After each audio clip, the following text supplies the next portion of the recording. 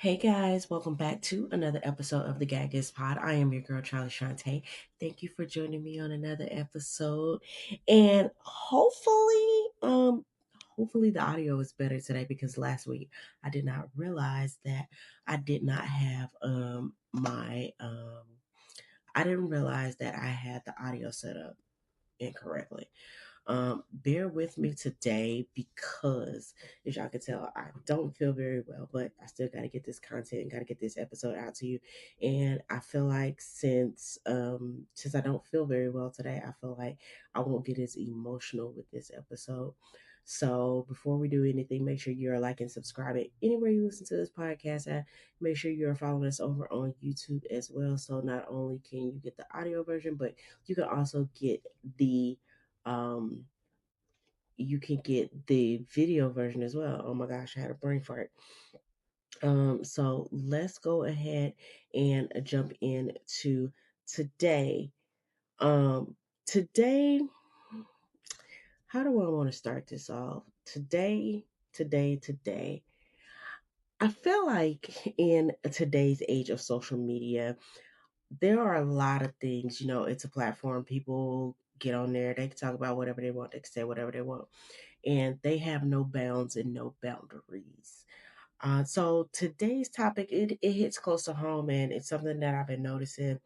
Um, we we're in the middle of a conflict right now, and unfortunately, individuals are still giving up the ghost during this conflict. And so, if you're new here, I'm just going to give you a little backstory.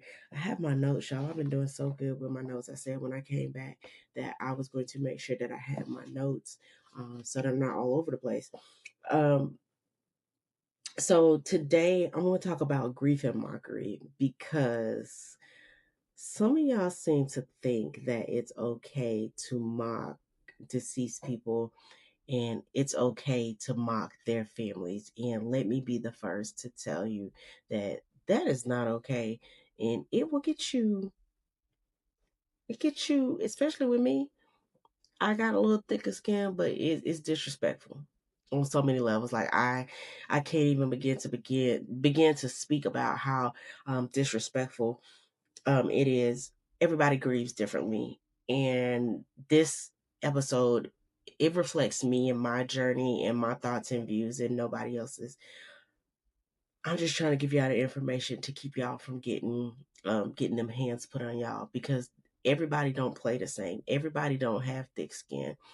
It's not going to work out for everybody. Some people are going to get in their emotions and they may hurt you, and you do not want that. So for me, my husband has been deceased for 19 years, and I know y'all like, dang, like you look super young. Yes, happened 19 years ago, super young. I was 21, he was 24. I was 20. Yes, I had just turned 21 when it happened. So now I'm 40. So my most of my 20s and my 30s, well, all of have been stricken with grief and dealing with the loss of my spouse. um I'm gonna try to stay on task and stay on topic, so y'all bear with me. If this episode seems a little rushed, I do apologize. Like I said, I don't feel good, and I probably should have waited to film this episode, but I'm trying to be more consistent and things like that. But I digress. Over the 19 years, my grief has changed in all kind of ways because I've had some highs and some super highs, and I've had some lows that is just like I can't even deal anymore. Everybody's journey is different, and you have to allow everybody to have their own journey and everything like that. One thing I will say is stop giving people who are grieving timelines. Timelines are meant for history classes, not people's grief journey. Everybody's different. Everybody's the same, not the same. What the way you see one person dealing with it is not the same way that another person is dealing with it. You may see some people that may lose their spouse and they can get up and pick up and go on and keep their hurt inside and act like something never happened. And then you may have somebody else over here who is just can't get out the bed or anything like that. And both are perfectly fine because you never know when it is going to hit you. For me, I was in a state of shock, state of belief. But then I got up and I started laughing. I started hee-heeing and ha-ha. And then it was time to go and identify him and get him from the airport. I lost it. I was in shambles like all over again. So and for the past 19 years, it's been like that. It's been like, this is my husband, this is my best friend. I've lost my partner, and I don't know what I'm going to do with myself. And then other times, I'm like, he's always with me, and I give myself permission to move on. And then there's other days, it's like, how dare you even think that you should move on? Everybody grieves different. There is no set time limit, there is no set timeline in what happens because I've had anniversaries, our wedding anniversary, his birthday, my birthday. Yeah, unexpected triggers. The first year, he died in the beginning of the year. He died in February. So he died 10 days before Valentine's Day. And I always tell the story that I received a Valentine's Day card from him after he passed away. And to this day, I still have that Valentine's Day card packed away, um, packed away and safe. And I will always keep, I've never shown anybody that card or anything. That's just mine because nobody needs to lay eyes on it. That's my personal item.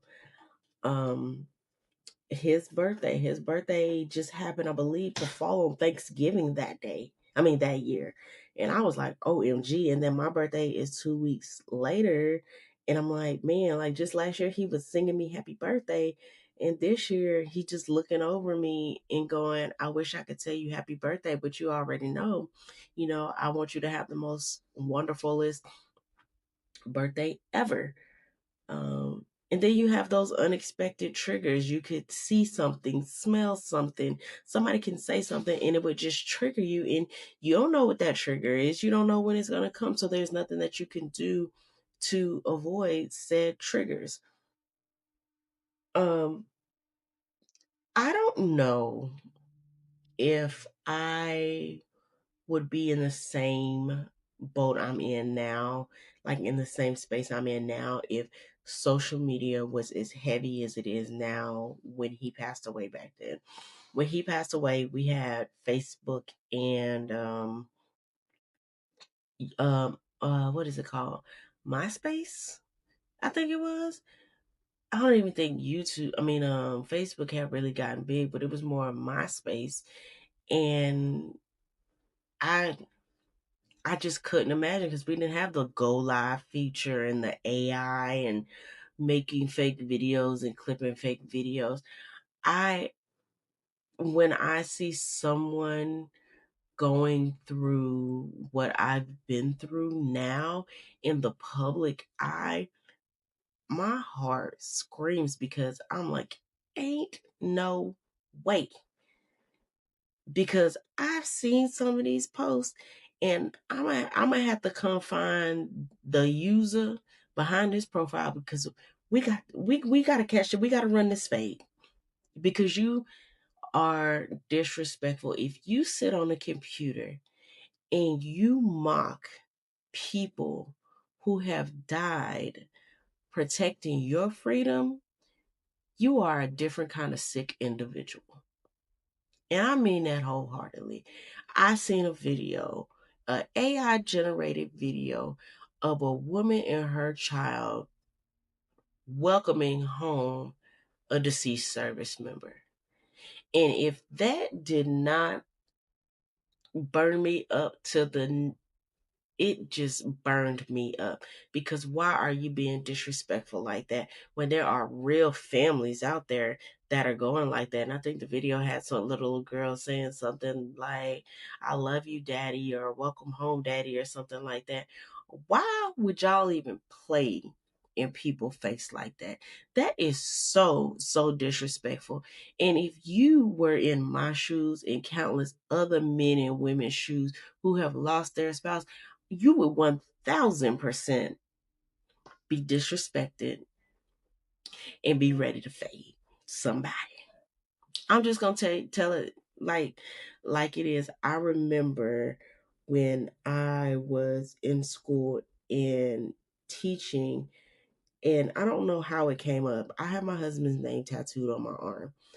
I don't know how it came up, but a student got fed up with me one day, and he said, "I see why your husband died, to get away from you." Wow. Like, people, I just don't understand people's rationale. Like, why would you mock? Why would you use that type of, out of anything you eat, like, deceased people is where you is what does it for you? Like, that's crazy. Like, mm,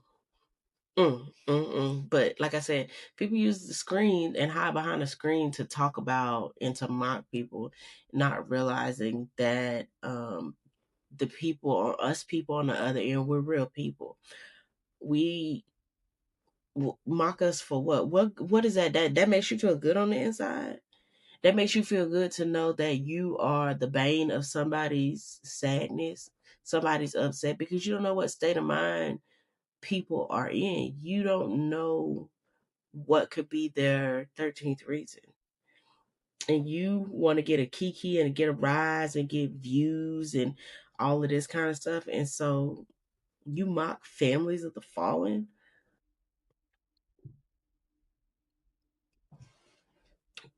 Get yourself together. Because mm, mm, mm.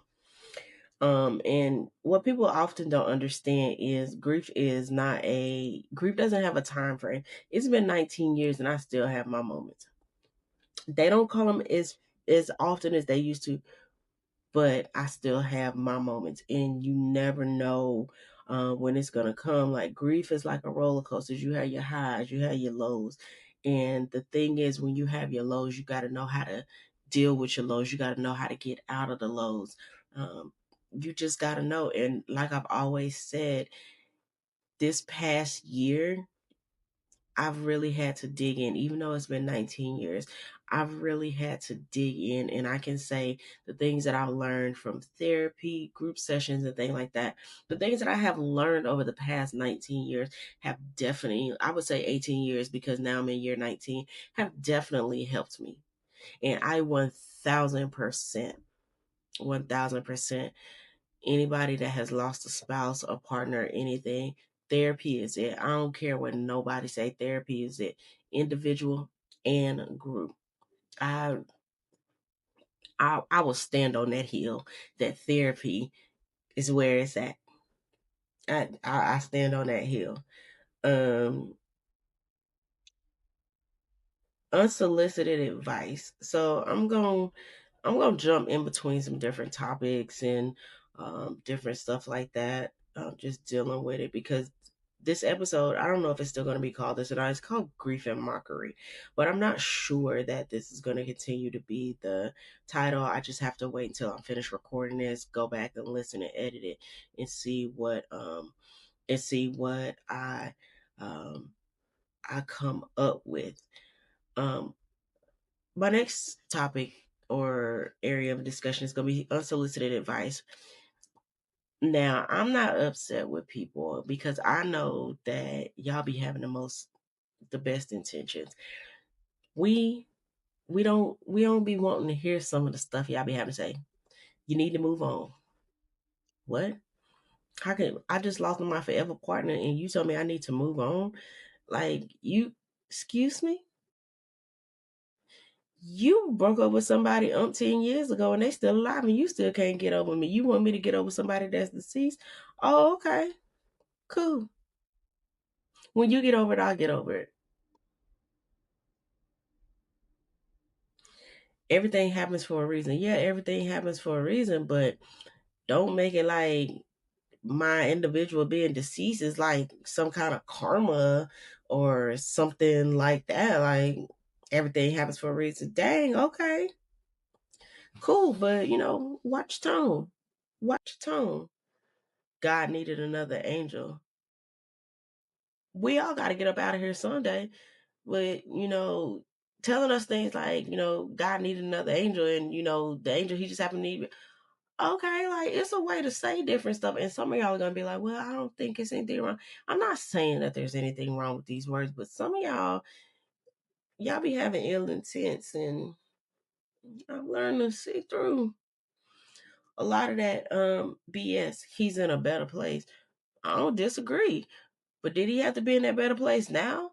Like, I don't disagree with none of the things that are said. That's not what I. It's a time and a place for everything. Sometimes y'all be saying stuff and it don't need to be said right then and there. It just don't, because you think it should be said. It don't need to be. It don't need to be said, because when y'all say these things, y'all pretty much dismiss our feelings and how we feel, how we are supposed to, just like y'all treat it like a 12-step course, and it's not a 12-step course. It could be a 12-step course, but on these 12 steps, you're gonna go forward, and then you're gonna go back, and you're gonna go forward, and you're gonna go back, and that's gonna be like that for the rest of your life. You have no control and no say so over it. You learn how to deal with it, you learn how to manage it, but forever, it's gonna be step up, step back. It's gonna be like a line dance. We just stepping up and we stepping back. We stepping up and we stepping back. That's just what it's going. That's just what it's going to be. There are better ways to support someone. And I just told somebody this the other day. Instead of asking what we need, just do. Because if people that's in your corner, or the people that's closest to you, they should know how you operate. They should know what you need. So instead of asking, well, what do you need, or just tell me what you need, it's not that easy, because we don't know what we need. We dealing with something that we've never dealt with before. So how do it, like, if I break a fingernail, I know I'm gonna go get the clippers, and I know I'm gonna cut the excess off and go get it fixed, or wait for it to heal, or whatever. I could do that a bunch of times because I've had that happen, and I know how to handle that. I've never lost a spouse before. So if I've never lost a spouse before, how am I supposed to handle something that I've never experienced before? Have I seen other people? Yes. But I'm not them. I'm me. And I have to deal with this in my own way. Um that's just, you want to support somebody, do, not ask. Simple as that. And when you do it, make sure you're doing it with good intentions. But again, my circle, solid. So I had some infiltrators, and we'll discuss that. It'll be discussed somewhere down the line, just not today. But if they're around you and they tighten it, they should already know what you need, um, and do for you, um, and do for you.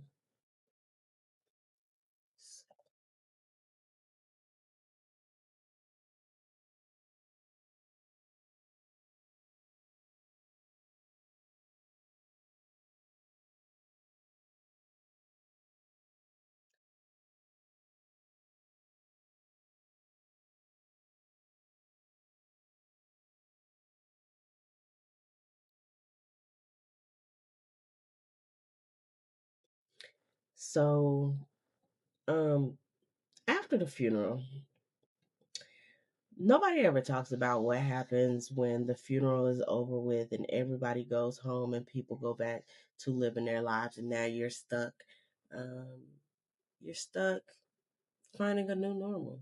Um, the loneliness after the visitors stop coming, and um, you have to return to work, and learn routine, and people leave and they go, if you need something, just call me.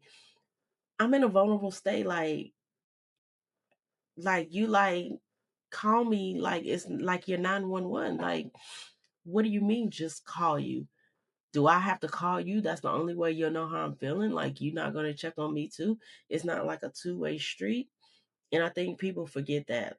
um I think people come around and they get gratification out of being around after it happened, so that they be like, yeah, I was there, after it happened, and this, that, and the third. And that's not always a good look, because everybody's there in the beginning. Who's there when it's all said and done and the smoke clears? that's the real important thing. You got to return to work, or whatever you do. And at that time I was in the military, so I had to go back to work, and everybody's just like, working in a military environment where your spouse passed away, in the military, it's very, very challenging. um, 0 out of 10 don't recommend. I still had to go back to work, and I had to find a new normal. And there were days where I was just driving to work crying, because I'm like, this is crazy. And then after he passed, my unit was scheduled to go to where he had passed away. And I was like, I don't know how I'm finna do this. I don't know how I'm finna do this, but we got these kids. How I'm finna go to the same place? These people, this man just passed away. Like, I I can't do that. I just I can't I can't do that. I had to eventually learn a routine, and the hardest thing of the routine was not getting his phone calls, not getting his video messages. That took some getting used to. I would wake up in the middle of the night and be like, he's calling, or I missed his call. And that I feel like that was the hardest part. Um AI grief videos. Now, I don't know, I already kind of touched on this, and I was just doing some thinking, and some of the reasons that I came up with why these AI generated videos feature deceased loved ones could be helping preserve memories. I get that. I understand that. But these are very distasteful videos. I wouldn't want my loved one. I wouldn't want my loved one remember like that. I've seen ones where they're bringing the soldier off the plane, and like the casket fall off the thing, and I'm like, that is the most disrespectful shit I've ever seen in my life. Because what? Um to new technology, you want to see what you can do with it. Creating tribute videos, I think, is a good thing, because you take some memories and you create a video, and a little keepsake, something, set it to a little music. Anything outside of that, downright disrespectful. It's coming from me. These are my point of views. Downright disrespectful. Please don't do that to my man. Don't do that. I don't like that. Like, come talk to me first before you do something like that. Like, don't disrespect my man like that. Don't disrespect his family like that. Don't, please. Um, don't do that. And so that brings me to my next point. When does it become disrespectful? Is there a line between honoring someone's memory and exploiting this? Like I said a few minutes ago, I kind of touched on that. You doing it for clicks, you're doing it for like, you doing it for views. Should people be able to recreate um, a deceased individual's memory without the consent of their family? And I've done some research on that, and there are laws that prevent the use and likeness of a deceased individual without their family's written consent or whatever. But y'all just out here doing it. But then, somebody come and sue y'all gonna want to be hooping and hollering, talking about some, I didn't mean it. Da, da, da, da, da, da. Before y'all out here doing this stuff, y'all need to. There are real consequences out here when you do stuff like that. Um, like I said, I don't know how I would do in today's world, knowing, like, if I've seen some of the stuff that's being done, and it was me, my spouse, you finna have to come see me. Just as simple as that, because it's disrespectful. Um, so in closing, um, grief has no timeline. Stop putting timelines on people. I remember my first Thanksgiving. Um, I went to my mother-in-law's house, and she told me that it's cold outside and I need to go find somebody. And I was like, all right. And that was the last time I spoke to her. And I ain't spoke to that lady in 19 years, 18 years. Moving along. Everybody deserves a space to mourn in their own ways. Like I said, my group is tight knit, so they know when something's wrong. They know the anniversaries. They know everything. They have a plan in place. They have a rescue plan in place for me. Like that's how tight my group is. It's a plan in place. Um, I invite you guys, if you've experienced grief in any capacity, spouse, any capacity, friend, or anything like that, what helped you get through your grief? Like, I want to know, like, what helped you get um, through your grief, and what do you wish people would understand? If you lost a spouse, what do you wish people would understand about losing a spouse? Like, what helped you, and what did you say to people that been like, let me explain this to you, and people were like, oh, okay, I got it, good. And then finally, what are your thoughts about strangers using AI to make videos of fallen soldiers? Do you think that's okay? Do you think there should be tighter restrictions on that? Is it okay with the family's consent and permission? I just want to know your thoughts on that. And that's all I really got for y'all. Be kind, be kind, because you never know what someone is going through. Us families of the fallen, we are real people. After the cameras are gone, after everybody has sent their letter and their declarations, all of that, when all of it's said and done, we are real people, and we have real emotions, and we have to deal with that. So I just ask, be nice, be kind. Make sure you are liking, subscribing, and sharing. I really would appreciate that. And just make sure you share. My materials for everybody. It's not just secluded for people who have lost their spouses or anything like that. I make content for about grief, raising kids through grief, and then just showing how I have gotten over and I'm living my life past grief. So you get this podcast and you get the vlog as well. And just to make it simple, I've kept it all on one channel. All right. So my song lyric of the week is going to be Mariah Carey, Hero. I love that song. That song makes me cry every time I hear it. I love you, baby. Mr. Spencer, you're my everything. Doing this for you and for me. And until next time, I am your girl, Charlie Shante. This is the Gag Is Pod. Bye, guys.